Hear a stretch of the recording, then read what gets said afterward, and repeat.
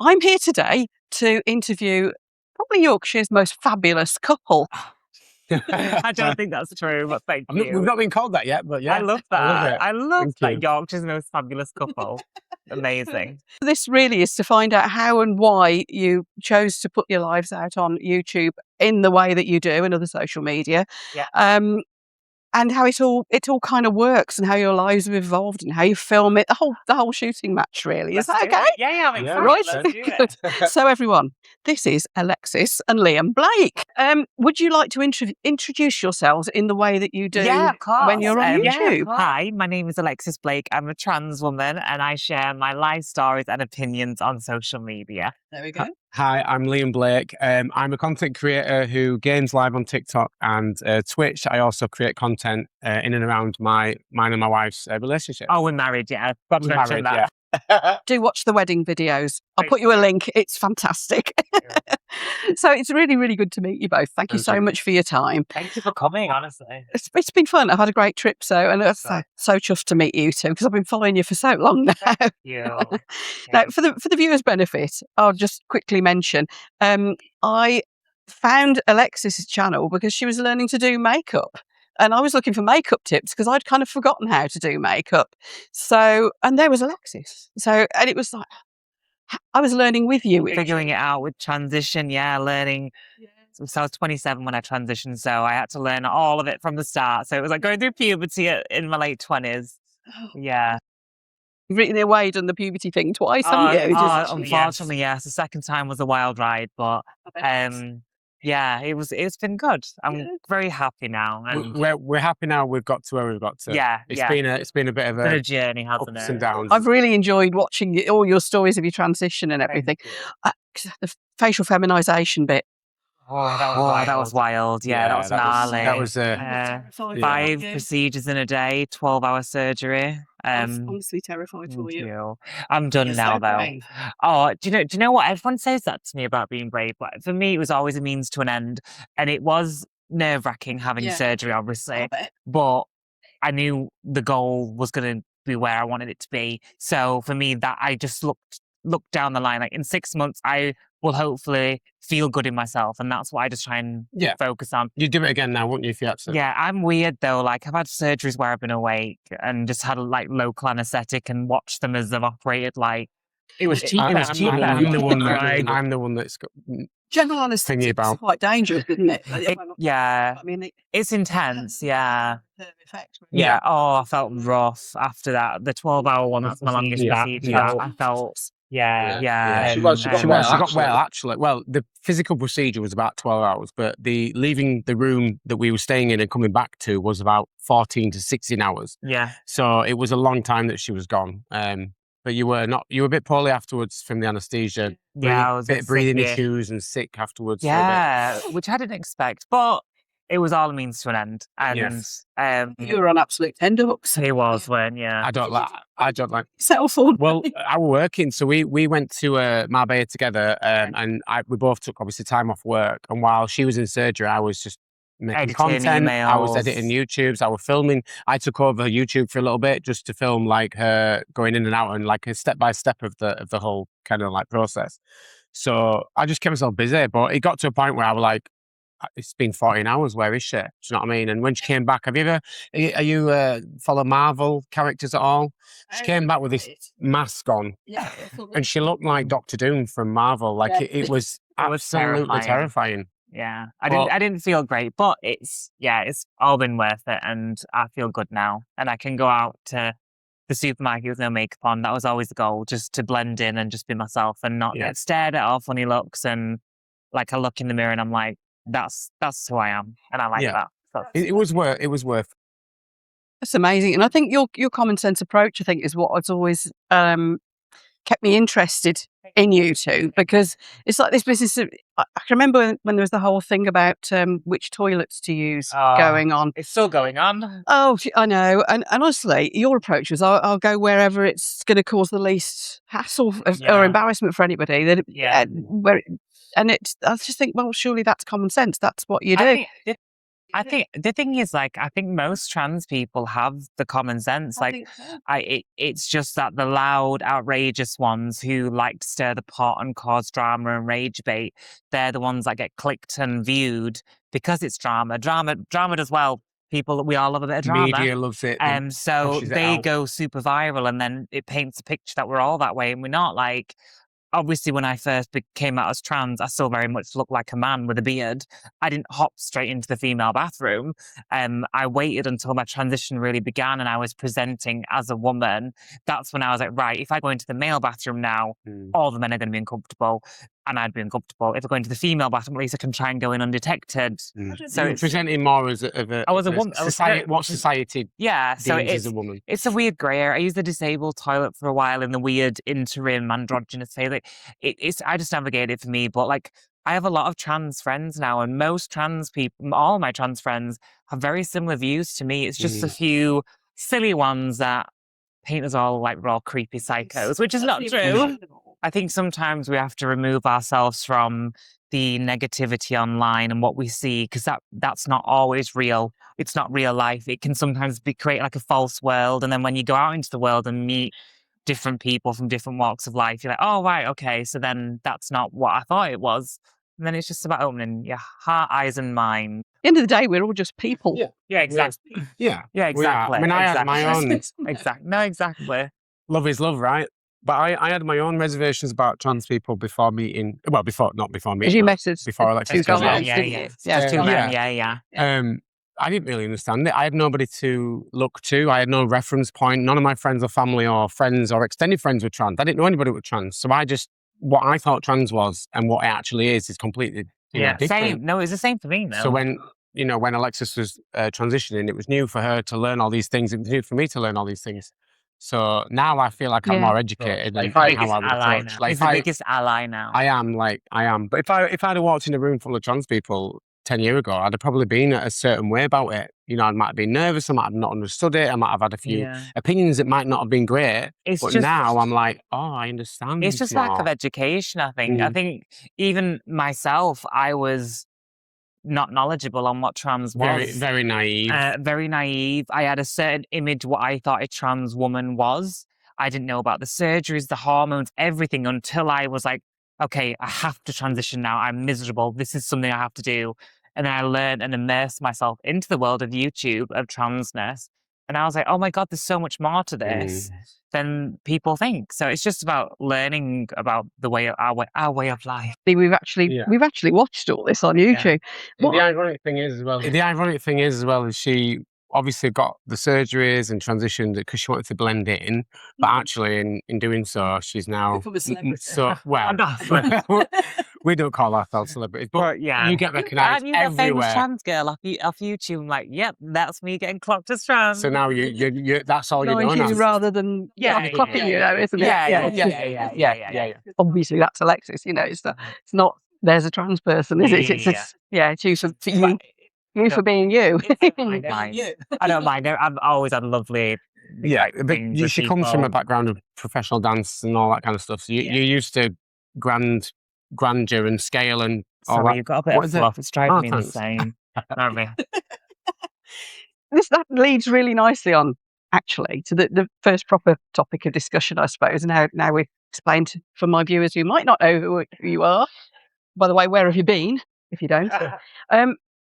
It brings me on to the topic of why on earth did you think that this would be a good idea to put all this really very personal stuff out on YouTube? I didn't. It was never a plan. No, so I came out as trans to Liam, my family, the transition began, and we had nearly 2 years of not being on social media. We deleted it off because we didn't want people to see. I didn't want anyone. I didn't want people from school, old colleagues, judging me or laughing at me or whatever. So we deleted everything. It was fabulous. And we had about a year and a half, 2 years. Yeah, we got rid of it all. We ate our meals instead of taking photos of them. Yeah. It was fun. And I really did the hardest part of my transition. It hasn't been the surgeries. It was the first year where I'm figuring out who I am, how to present, how to be confident, going out in public, getting called names, all of that crap. That was the hardest time. I didn't make it harder by promoting myself online. So we went offline, and then when I started to get a little more comfortable with myself, I downloaded TikTok at first at work because I was bored. You were doing night shifts, weren't was you? doing And we night were shifts. saving for a house. Yeah, and I filmed a couple of little things, not really much Just little, like, engagement. It trendy was thi- more little for me, like, to document my things. transition. So where was this timeline-wise? How many? So this would have been, we bought the house in December 21. So this would have been... Sorry, 22. We bought the house in December So this would have 21. been early 22. And so just over about 4 years ago, just over 4 years ago. Oh God, all this has happened in just 4 I know. years. Yeah, I know. And I didn't get really any views at start. It was just for me to document and like look back. And then I did one video on TikTok, and it just exploded, like million views in a day. It was insane, wild. She'd filmed this particular video. She'd had half a bottle of wine, so she was a little bit, giving it all this. Yeah. And literally, we were making tea, and then all of a sudden, the phone's just like... Because I had the notifications, so it was just ding, ding, ding, ding, ding, ding. And it would just and go I was in. like, what is going on? And like the numbers were just going up, and like she gained like 10,000 followers in an hour, and it was just insane. Anyway, going through the roof. But then all of a sudden, TikTok went, we don't like this video. This is controversial, and they basically stopped it, didn't they? Yeah. They put it onto review. I was probably a bit sassy. I was talking about terminology that was being used for all women, and I think it should be You were used... quoting things, not saying it as an opinion. Yeah, and so I refilmed it in less of a dramatic way. Before that, yeah. So And TikTok posted it, TikTok took it, didn't they? And said, no. So you appealed it. But in the interim, she said, I think I might refilm it. Keep the points the same, but just lower the tone, less wine. So she did. And then all of a sudden, what happened? That started taking off just as much, if not more. But then TikTok came back and went, oh, actually, that video is okay.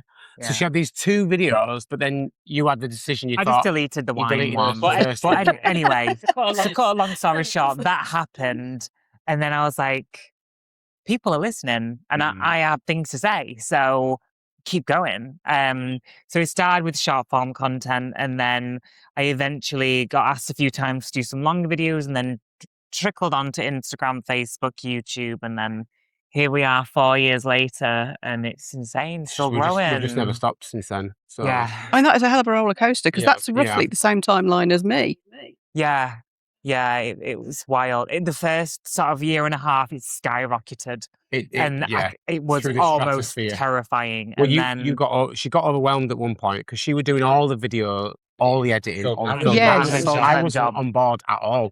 Not that I wasn't on board as in I didn't support you her. weren't helping. I weren't helping because I was working thing. full time. I was doing care work and stuff. I had a bit of like I don't want to say breakdown. No, not on. I had a meltdown. You had a meltdown one weekend, didn't you? Because I was literally working Monday to Friday. I was filming all day Saturday and then editing all day Sunday, and I couldn't even clean the house and shave my legs. I didn't have time because it was always something. House legs. So we had a really good chat, and he left because he was working 2 jobs. He left one of his jobs. And then you said, I can't do it, didn't you? You said someone's going to have to give. I said I couldn't. But I love my job, my main job, my big girl job, as I call it. I love working in HR, so I didn't want to give that up. So I wanted to have my cake and eat it too, and I couldn't. So I needed someone else to come on board. And so I bear in mind, no experience with video editing. I'm a tech wizard. I can build PCs. I'm gaming tech. I'm all that, but I've never used video editing software.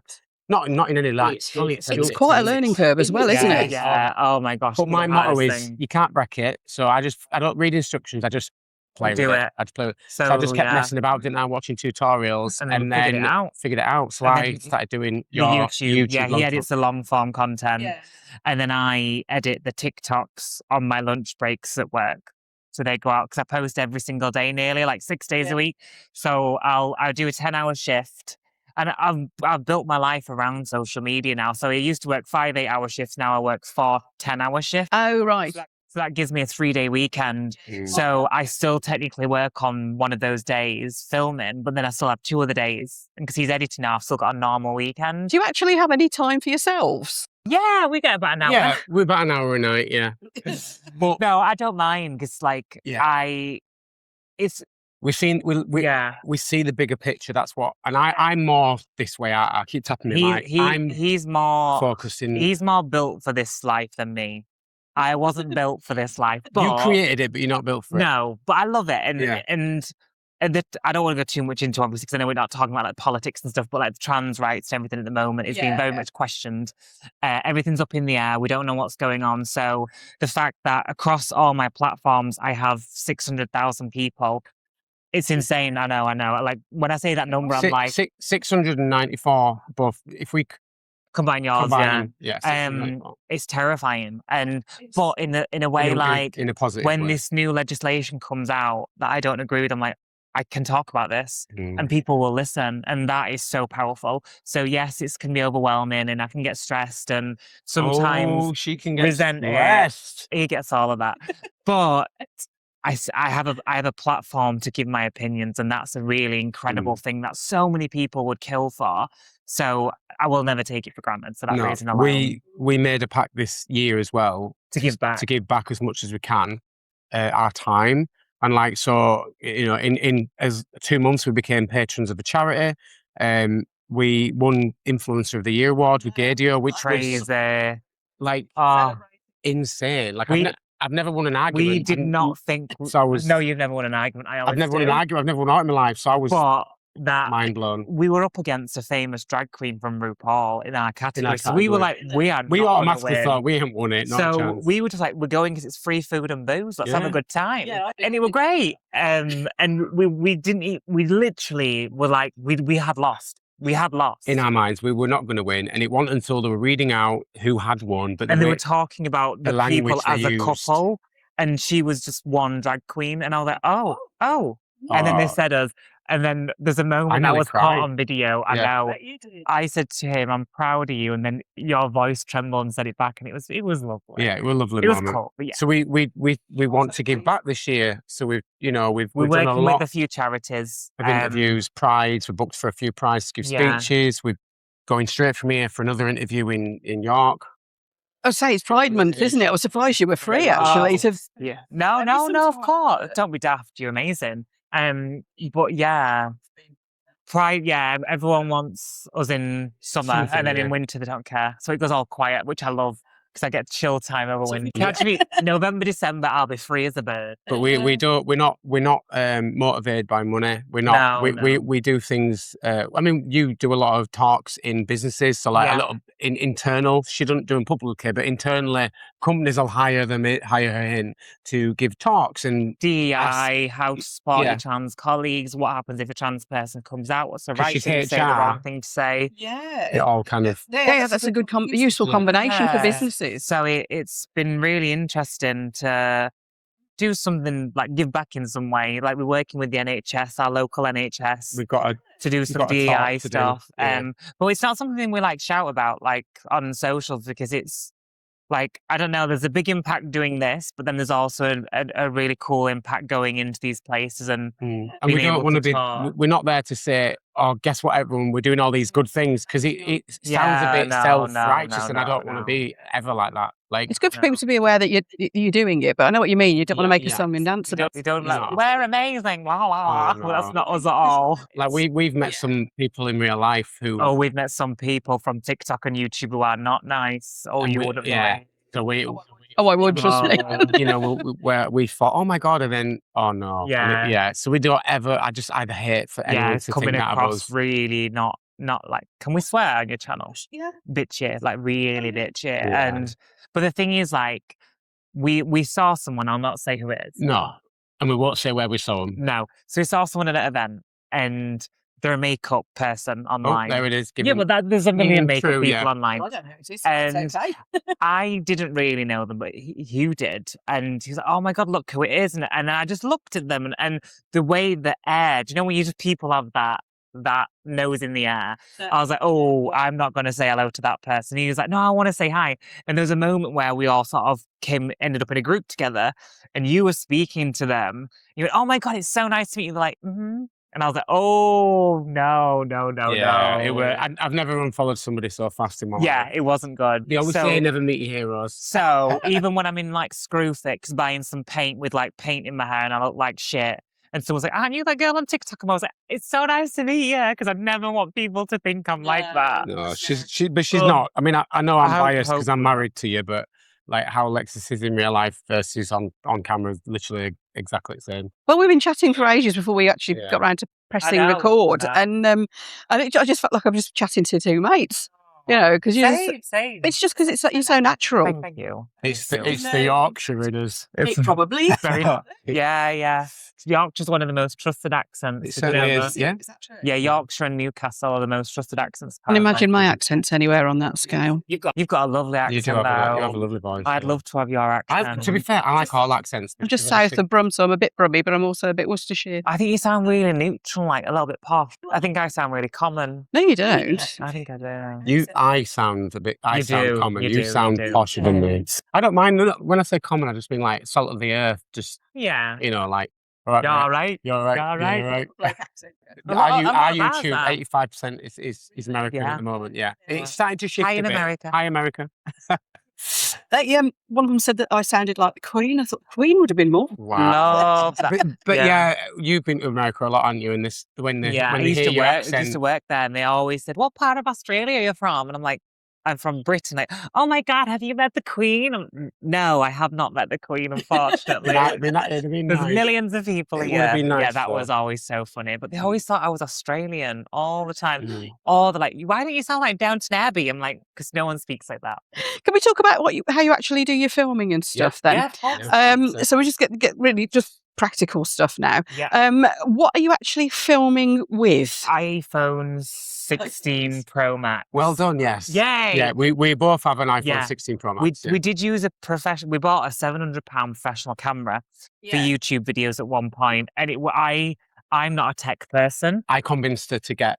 He convinced me, so we got it. And I, to this day, I don't know how it works. And the thing is, it's one of the basic cameras that's easy for beginners.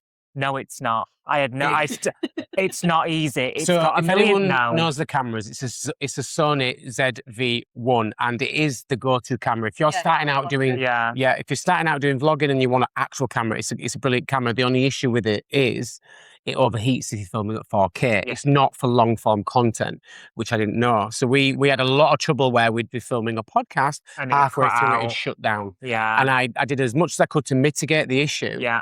But it just became such a farce. Not only that, like lighting with it's not as good as an iPhone. You have to get the mics on a garage band, and then you have to sync all. It just became a whole process. It made filming really stressful. Yeah. And I had to film when he was in the house so he could set it up, get the aperture and all of that stuff. I don't know. Yeah. So then we went on to a podcast, funnily enough, and I'd watched it. It's another trans woman. She's amazing. She's called Pavi. It's called Trans Crush, the podcast. And she invited me on, and I was so excited, and I loved her videos. And I got there, and it was just, I thought she filmed in a professional. It was just like this. I thought she was in a professional studio, professional like cameraman. It's literally a ring light tilted downwards, her iPhone 16 Pro Max, which is why we both got one, and then a backlight in her living room, and that was it. And I was like, oh my God, like. It looks so good. So literally the week after, we both got an iPhone 16 Pro Max. We both needed new phones anyway. Bought the ring light and never looked back, because with like these mics that we've got, you just plug it in your phone and it auto does the sound. It's so much easier. For YouTube especially, because YouTube heavily compresses content. Filming on an iPhone, even an iPhone 12 Pro is sufficient for YouTube, because by the time YouTube's compressed it, you're not really noticing the detail. On a professional camera, it's more if you're filming filmography type of content, or if you need that extra detail. But just for vlogging, just for podcast things, there's a certain level where diminishing returns. And I think with a lot of people on YouTube, unless you're going into a really niche market, or you are needing the professional setup, an iPhone or an equivalent Android is more than sufficient. Yeah. So, but that £700 camera, it's now my camera for my streaming. So when I stream, I now use it. But we don't use it for anything. Amazing though to use as a webcam. So I bought a special cable for it. So it's turned on 24/7. And then when I open up my streaming, it becomes a camera, but it doesn't overheat because it's not recording. It's just a window. and it's for that. So it's brilliant. used, which is great. Yeah, Because we've for a used while it ended up in a drawer.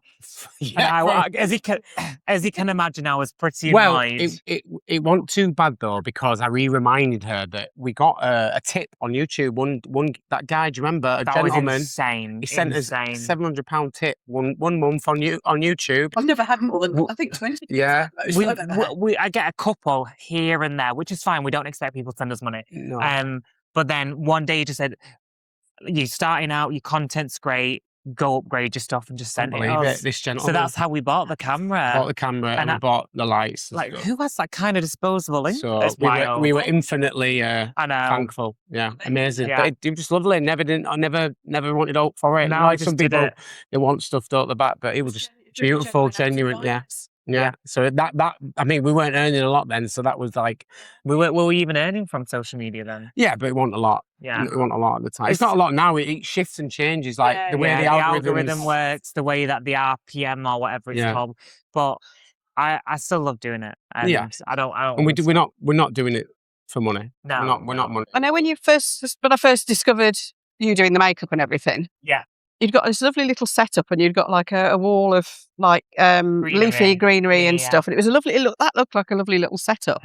Where was it in the house? Whereabouts? Just a spare room. So it was our old house. We had a 3-bedroom house, so we had our main bedroom, we had the office, and then we had like a get ready room that I turned into a filming area.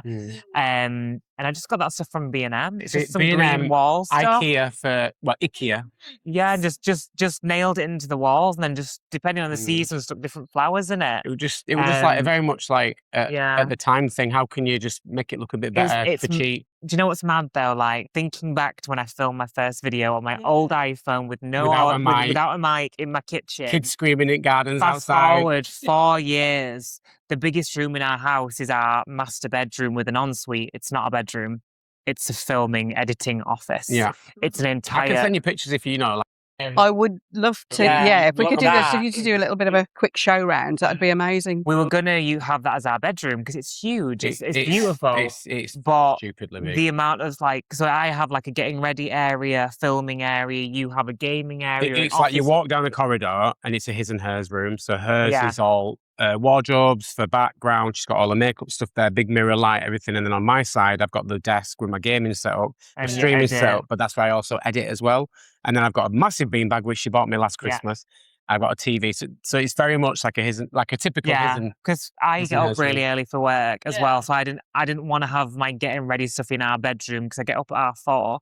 So I'll be waking up. So with air dryer. Yeah. So I just wanted to have our bedroom just needs to be a bed and a TV, and that's it, and that's all it is. Space. Yeah, it's our chill space. Yeah, so. We only go in there to go to sleep really for an hour, chill for an hour before. So it works for us. Yeah, that's where we do it now. Yeah, that sort of compartmentalising areas for specific things. It's so helpful because that way, like you switch, you can walk away, switch out, and then that's it. So if I'm filming, I have a certain space I'm filming in, and when I film and the camera goes off, and I need to just sort of because you have to come away from social media and shut down sometimes, that camera and tripod goes away. I'll then go to my living room. I'll go sit at my dining table. I'll go sit at the breakfast. Gone. You're out of work mode. Work. Not that it is work and it's not work at the same time, isn't it? Like because you love it, but it also is work to do. You need to have a cut-off point, don't you? A definite. Yeah. I find it harder to cut off, which you'll understand because you have ADHD. I'm pretty much social media switched on 20. Yeah, my brain just constantly buzzing. No. I interviewed you two about 30 times in the night. Yeah, love that. It's just... She shouts at me. She'll be like, "You need to." I sometimes have a serious word with him to tell him to stop because he'll keep going and going and going, and it'll be 2 a.m. and he's editing this and doing this and researching this. I'm like, just stop. It's getting light when I went to bed the other night, and all I was doing was replying to comments and trying to catch up on some of my friends' videos and things like that. And it's just like, what am I doing? You know? Yeah. We always try to reply to as many comments as we can because at the end of the day, like somebody's wrote that to me, someone's wrote that to you, and it's nice to comment back. I mean, if I comment, you always at least put a little heart on. Yeah, you always do something. You try, don't you? Try your best because, but I mean, if we were without our audience, we wouldn't have anything. We wouldn't have these. It is hard to keep up with, isn't it? I mean, even my channel's like a third the size of yours, and I struggle to keep up with the the comments. what it builds. Yeah, You do, yeah, absolutely. Like I do all, because I do all the background stuff. Like I do all the boring stuff. I do all the collaboration, admin, all that kind of stuff, invoicing. yeah. So I do a lot of background work. While I'm at work, but which is amazing. That was one of the points she made about, I need you to come on board and do something. Surprising how much admin there is in the background behind it. Keeping track of accounting is year when we had to do a tax return. Oh God! Because we were quite shocked on how much tax we had to pay, weren't we? Yeah, because we have jobs as well, so it all added up. Yes, so I got a tax person to do it at a company. I'll have to get to that stage at some point, I think, because I don't do maths either.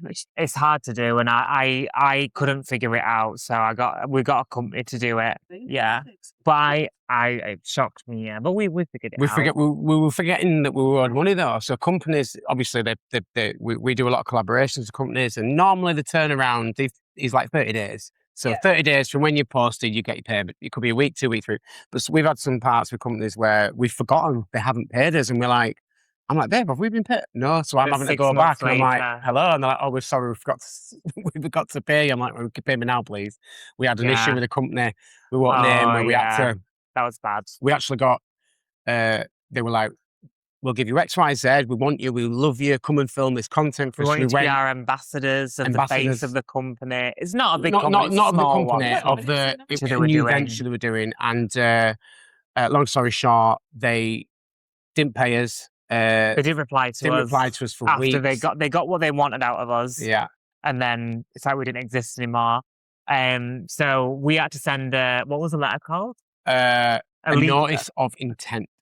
Yeah. Or else letter sort of thing. Basically, yeah. Yeah. And we got... Which it turns out they did that day. Yeah, when they got that, they paid it immediately. Do you know from clicking send on the email, do you know how long it took for that money to be in my bank? About 13 minutes. Yeah. So, yeah. So they have the money. So, I don't know. I don't know. But it's a shame because like it soured that relationship, and this particular business thing, we went there before we worked for them. Like we used that place and used a space and met friends there, and we went there frequently, and now it's just kind of sad. So we've had some great experience with some businesses and some really bad experiences. And it's strangely the smaller the business, usually the better they are. Yeah. So but it's wild, the more money they have, the less they want to pay you. It's like, come on now. Yeah, and again, we're not monetary driven, and we've actually realised, because we've got a management company now. We have managed power. Yeah, we're power management now. And so basically they now take over. So any brand deals, any collaborations, it goes through them. But we didn't realise how much we were underselling ourselves. So we're not monetary driven in what we were charging. No, but you want to be fair to yourselves as well as... You know what to charge there as is well, no rule book. There is no rule book, is there? No, it's a difficult one. Yeah, so they put like a price list, didn't they? Of what like we like to charge companies if they want to say to sponsor a YouTube short. And we were charging a third of what they were saying. So we were like, people to undervalue you. Yeah. Because you don't want to be cheeky. Yeah, you've got to be cheeky, haven't you? But some companies were just like, yes, okay. And I were like, they jumped a bit too quick. It's too late because you said so. The other thing is, I think, if in devaluing yourself, you can also devalue yourself in their eyes. They think, they're cheap, you know. Whereas if you pitch yourself, if you're confident with it and pitch yourself at what is actually a good price for what you're doing, then they'll have more respect for it. I've had a guy reach out to me recently, another content creator who saw one of our adverts we did for a company, and he said, I don't know what I should charge. What did you charge? And I never talk publicly about any physical money because it's always private, and you obviously contractually between you and the company, that's not something you share. No. So I said, look, I can't give you a price on what we charge, but you tell me what you're thinking about, and I'll kind of, So he said, I said, I'd go higher.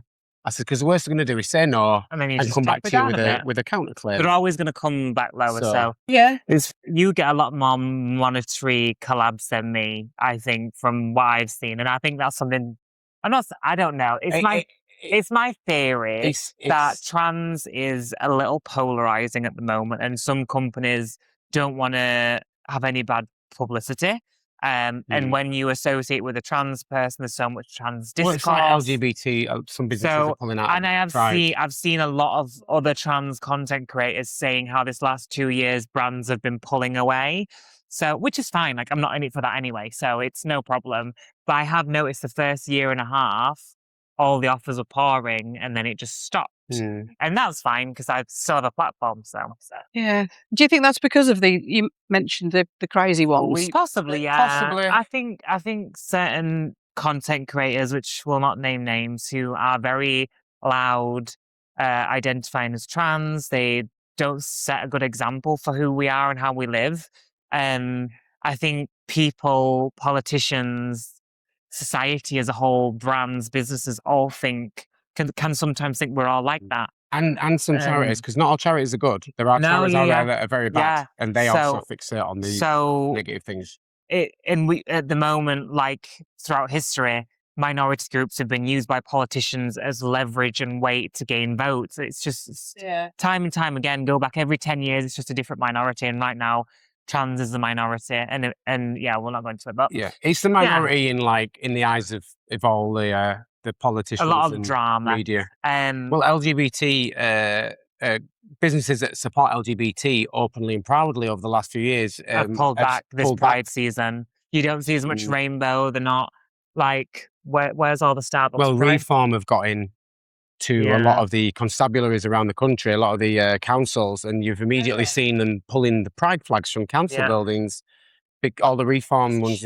Not to call out where we are right now, but this business used to have pride stuff displays and they'd sell certain merchandise as pride. Can you see anything?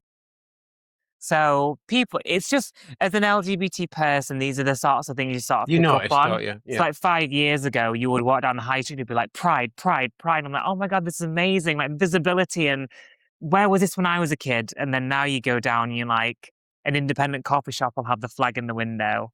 And then which we love. And then these big businesses, because it's polarizing, they're not doing it. So it's just the way that things are at the moment, and things always get we better. just continue to be... Sorry to get deep. We just continue to be us, to show our love and story, and that's it. Yeah. I tell you, this I will mention where I work at on this, helping out on weekends, because I'm so proud of the British Motor Museum. We've got the Petrol and Pride event coming in soon. I love that. The people involved with that, they did a trial event for it last year. They tried it on a Friday afternoon, a smaller event, just to see if it would work. And the museum made a proper fuss of them and really welcomed them. And we just, it was all hands to the pump. We all just piled in. I was on car parking, so it was great. I just hung around looking at all the cars and chatting to them all day. Fantastic group of people. But they're actually coming into a proper show on a weekend. When is it? I think it's in about the middle of July, something like that. So it's pretty soon. And I'm really looking forward to it. I put myself down to work because the people were just what's it called? incredible. Petrol and Pride. So you've taken this immense step to put your private lives out on YouTube like this. Do you get much in the way of trolls and negativity and all that sort of thing? Yes, we do. Yeah. So it comes with the territory. And just to put a disclaimer out there, anybody that puts a life online will get trolls. It doesn't matter. And the more successful you are, the more trolling you'll get. And it's just a simple part of life. Obviously, when it comes to LGBT and trans at the moment, we get a lot of people trolling us regarding those subjects specifically. A lot. The thing is, like, it got me down for a while. I used to take it personally, especially when I was more insecure in myself earlier in my transition. We don't share everything. We keep quite a lot of our life private. We keep certain things about my transition private, about our relationship, and we keep that normalness. But at the start, like, the troll comments me like, I can tell you're a man, or all these sorts of things, it would really hurt me because I was so insecure. But then I got to a place in people are, but I got to a place in my transition where I love who I am. And I look in the mirror and I love her, and I'm confident, and I'm proud of myself. So whatever they say to me, it bounces straight off me now. So I now, ironically, I make money off the trolls. I've noticed you put out trolling the trolls. Yeah, hilarious. Thank you. Videos on this topic. It's so easy to do because they make it so easy. Like, I can find a troll comment in a second. I can pull up my phone and find one in a minute. And I put the troll comment on the screen, but rather than call them out and tear them apart like they're doing to me. It'll say something like, "You're a man in a dress." And then I'll just say, "I really love your makeup today. Can you show me how you do your lipstick?" And then I'll do a video over a minute long and then earn a little bit of money from it. But then flash up their image on the screen with like fart noises and toilet flush noises. And like the dog with the side eyes. It's a really light-hearted way of calling out the addressing it and trolls. calling it out. There's something quite classy about it because you're not having a go at them or trying to name and shame them in a way. You're being dignified about it.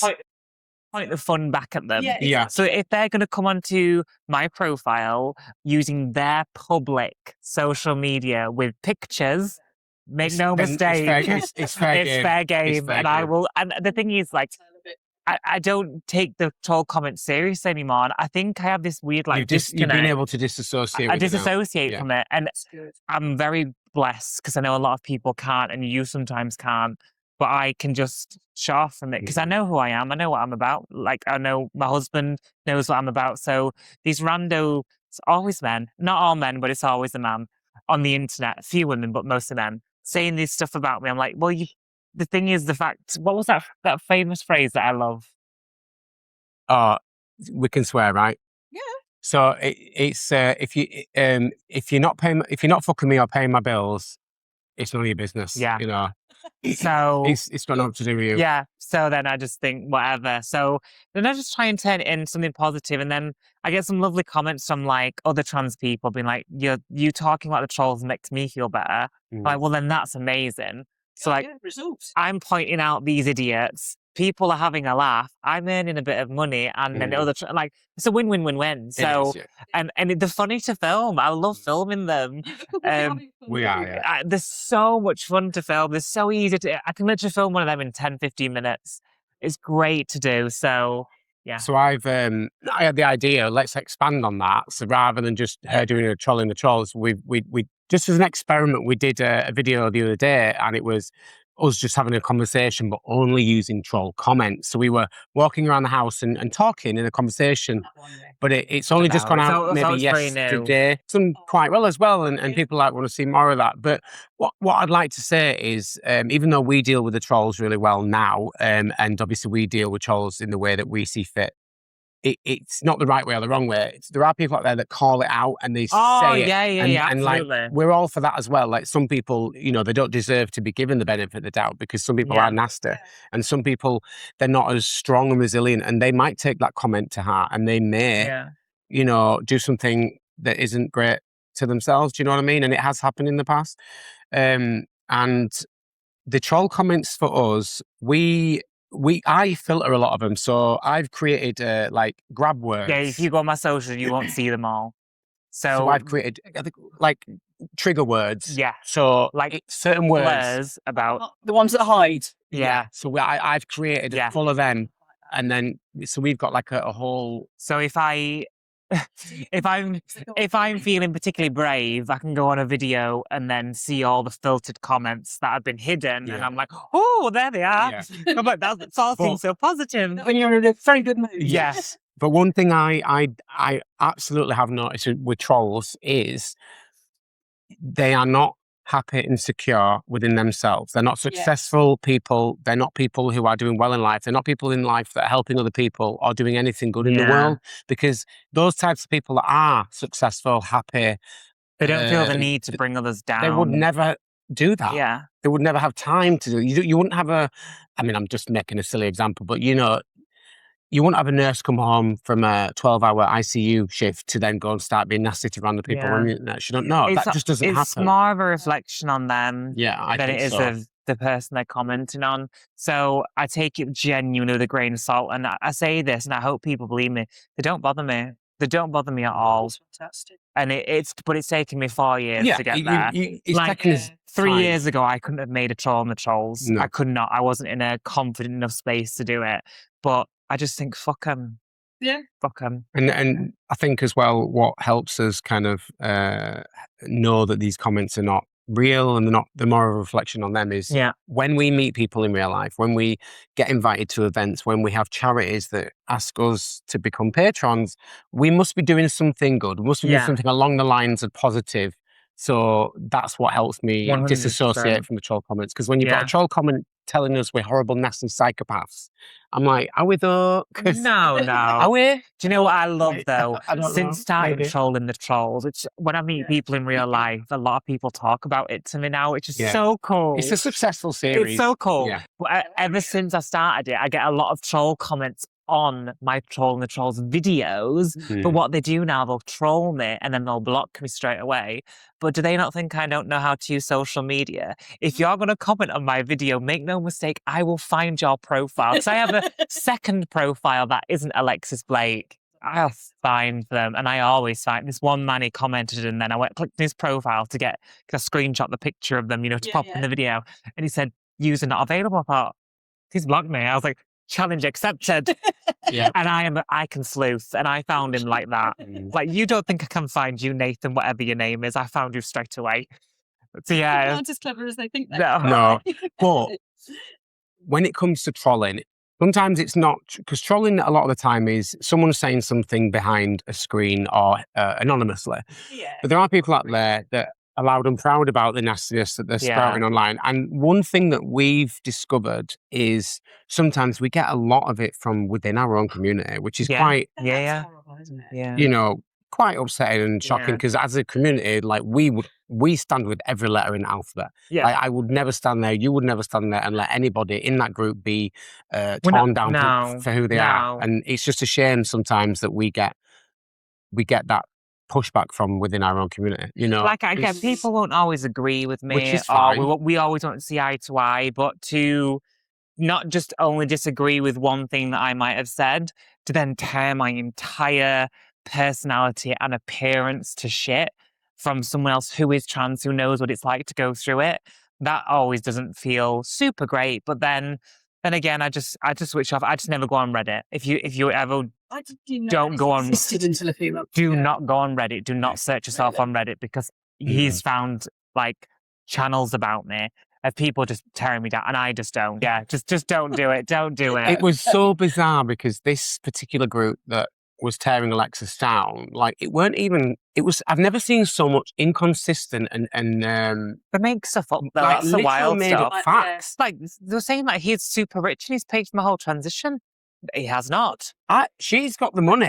She's got the money, not me. I've done it on credit cards and bank loans, and he's helped a bit, and I've worked, and my mum's helped a little bit. Like, so it's just funny. They made it out that she was like just getting everything for free. I wish you were rich sometimes. I know, but I was like, no, we've done it together as a team and stuff. So. I've been given everything on a plate, and that's again. But you've got to let people you can't stop people saying what they want to say about you. So it's just how you handle that, and I just laugh it off.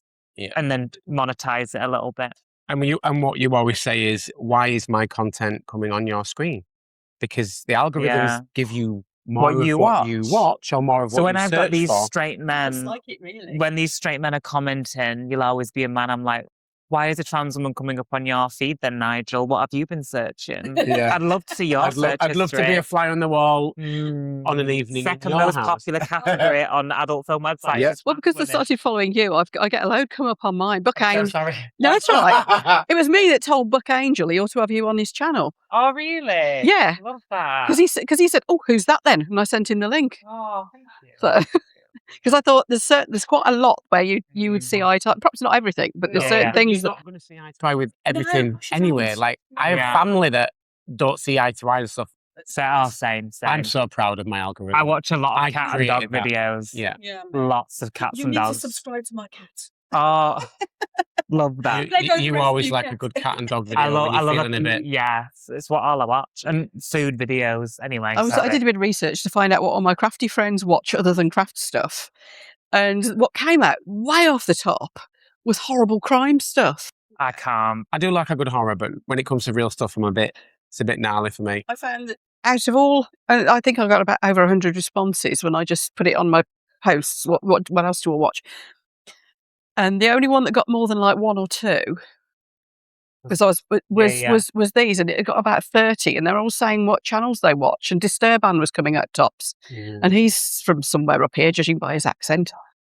Really? Yeah. That's crazy. I can't. Well, I need happy, positive. He's closing in on his million subscribers. Wow. Those Wow. numbers are insane. Oh, they are. One day, babe. Well, we're know. 3/4 of the way there almost. No, across different platforms. Yeah. Yeah. Almost at the 100 on YouTube, which is I'm insane. I'm hoping. Insane. When I went to interview Fish Shop Matt, if you're not into tropical fish, you won't know who that is, but I went to interview him. He was one of my first victims. And he, the night, I drove home that night, and when I got home, clicked over the 100,000. Oh, I love that. So it'd be nice if the same happened. Yeah. Well, we because we're merging the Yeah. channel to become our channel. I'm going to start putting my content on there as well. So I mean, the way that it's tracking right now, By the end of the year? end of August, if Oh, is it it? tracks, if it tracks as it is right now, by August we should be hitting 100K on Crazy. YouTube. I don't know why people click my videos. That silver plaque should be here by Christmas. Crazy. Anyway, sorry. Nice. That would be awesome. So that's one big plan for the channel. What else is coming up for you? We're diversifying into podcasting, We are. which is super fun. We're sharing our relationship again and Yeah. our story in a 10-part series called From Meeting to Marriage and Beyond. We're doing less debatey topics and more life stuff and vlogging and want to interview people. Yeah. And we're going to branch out into that, hopefully.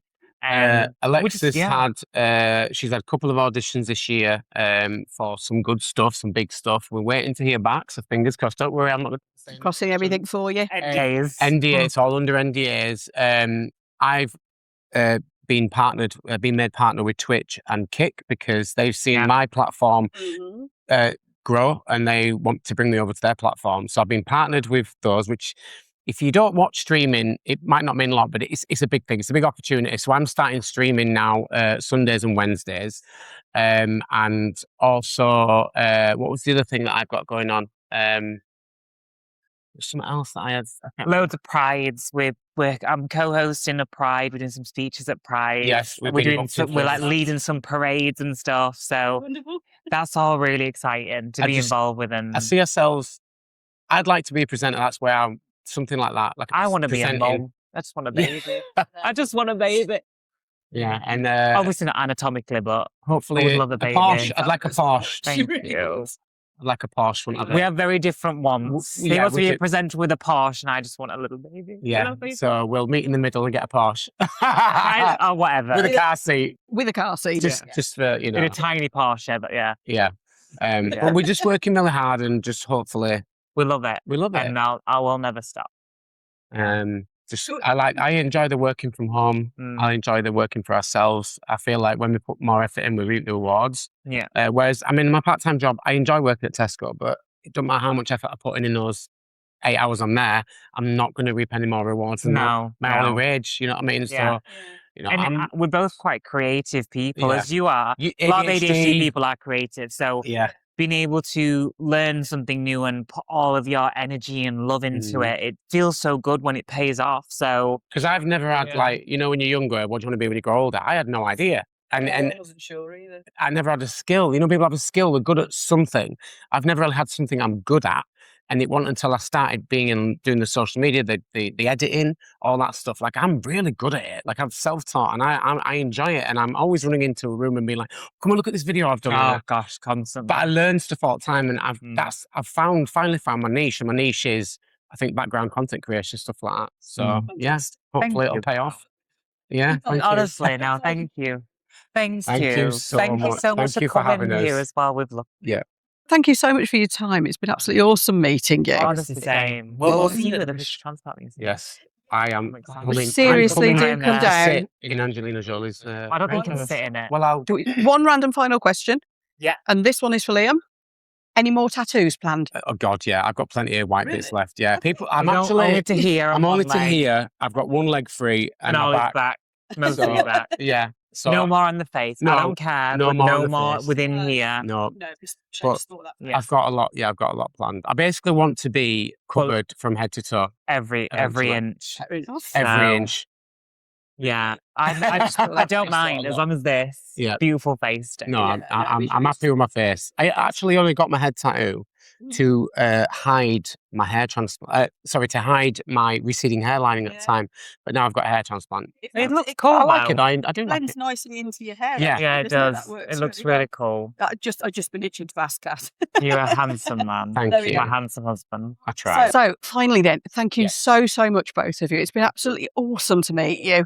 And for anybody who's watching and hasn't subscribed to these guys, please do. Just search Alexis and Liam Blake on pretty much any platform, Yeah. you'll just find them. But I'll put you a bunch of links below. And make sure you subscribe to Tracy. And that. And also, I will particularly put, because I want you to see this, a link to the series they're doing at the moment about their life story. Because that's as I'm filming this, that's just part way through, and there's 10 parts to it. So it's going to be a really good binge watch. And also, I have got to share the wedding video with you because it's just absolutely adorable. Thank you for watching, everyone. Take care. See you soon. And I'll see you for my next attack of nosiness. Bye.